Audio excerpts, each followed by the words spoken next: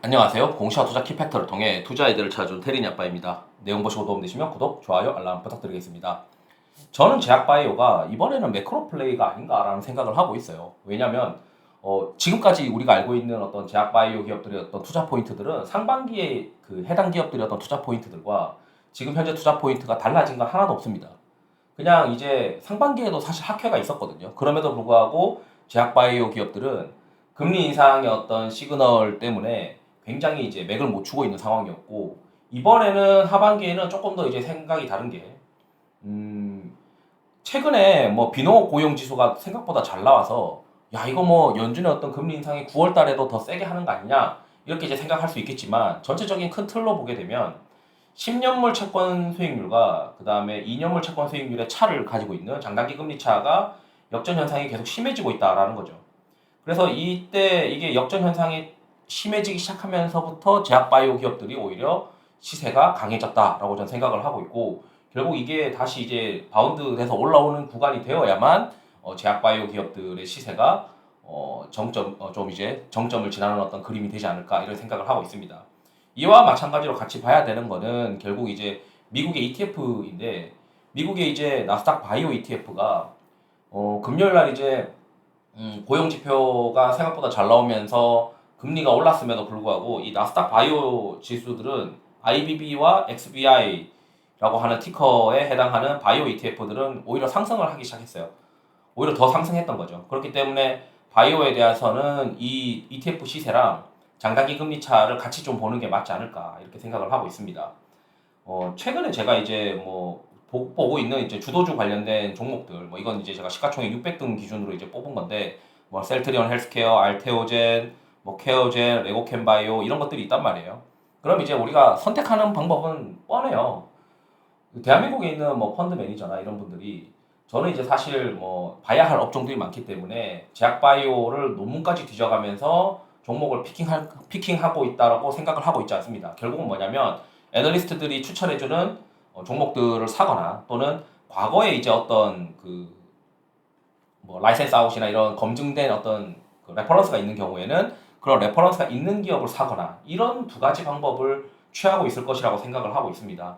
그렇기 때문에 뭐 알테오젠이나 이런 레고캔바이오나 이런 기업들은 뭐 과거에 어떤 레퍼런스가 있는 기업들이고, 그다음에 또 실적이 나오고 있는 셀트리온 헬스케어는 뭐 직접 판매를 통해서 영업이익률을 개선시키려고 하고 있는 거고요.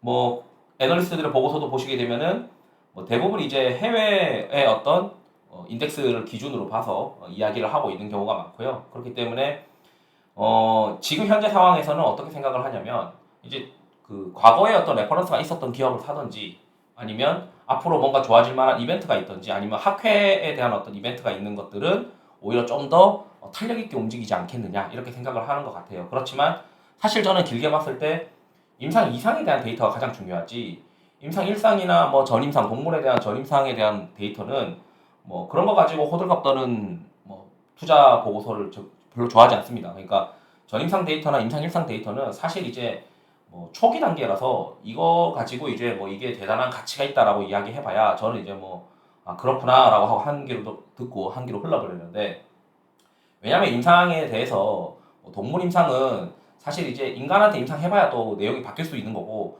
그리고 이제 대부분 이제 임상 일상의 경우에는 안전성에 대한 어떤 효과이고, 그리고 환자 수가 그렇게 많지 않아요. 그렇기 때문에 환자 수가 적당히 많아지는 임상 이상에서부터는 데이터가 또 부러질 수 있기 때문에 저는 임상 이상 데이터가 가장 중요하다 생각을 하는 사람이라서, 일단 임상 이상 데이터가 발표되는 기업들을 좀 위주로 보고, 그래도 뭐 우리가 흔히 아는 뭐 면역 항암제니 병명투여니 뭐 이런 경우에는 뭐 임상 일상의 경우에도 뭐 시장에서는 갑자기 이제 열광할 수가 있죠. 또는 이제 시장에서는 막연하게 뭐 이런 것도 있을 거예요. 매드팩터 같은 경우에는 췌장암이네. 췌장암은 치료하기 어렵잖아. 그럼 이거에 대한 어떤 임상 데이터가 조금만 좀 잘 나온다고 하면은, 뭐 임상을 신청한다거나 뭐 이런 게 좀 더 잘 나온다고 하면은 시장에서 좋아할 수 있겠네. 뭐 이렇게 이제 플레이할 수도 있는데, 뭐 그냥 이제 저는 이제 지금 일단 이 상황이 어떤 개별적인 어떤 기업들의 가치 때문에 올라간다는 게 보고 있는 게 아니고, 이러한 투자 포인트들은 상반기와 하반기 그렇게 바뀐 게 없단 말이에요. 그런데 지금 이제 시장에서 바이오를 주목하는 경우는 결국 매크로 때문이다. 매크로 때문이다라고 생각을 하고 있고, 우리가 할 수 있는 거는 애널리스트들이 추천하는 종목들이면서 그게 겹치는 요건들이 있는지, 또는 과거에 뭐 라이센스 아웃이나 뭐 레퍼런스가 있어가지고 뭔가 기술이 어느 정도 검증이 크로스가 되어 있는지, 그러니까 타 회사가 이 회사에 대한 기술 검증을 좀 해놨었는지 이런 것들을 좀 같이 보시면은 픽업하는 데는 그렇게 어렵지 않을 것 같다. 아니면 저처럼 그냥 뭐 주도주 관련된 어떤 기술적인 지표를 통해서 최근 상승률이 강한 종목들이면서 뭐 맥시멈 드로우다운이 상대적으로 적은 3개월 동안 적은 이런 거의 기업들을 좀 골라보는 것도 방법일 수 있겠다라고 생각을 하고 있습니다. 그래서 이번 랠리는 결국 이제 뭐 장단기 금리 차가 다시 반등을 하든지, 그게 아니면 뭐 우리가 실시간으로 좀 매일매일 보게 되는 뭐 여기 보시게 되는 나스닥 바이오나 바이오테크 관련된 ETF의 어떤 흐름들, 이런 것들을 좀 잘 체크해야 되는 거 아닌가, 이렇게 좀 말씀드리면서 영상을 마치도록 하겠습니다. 투자에 도움이 되시길 바랍니다. 감사합니다.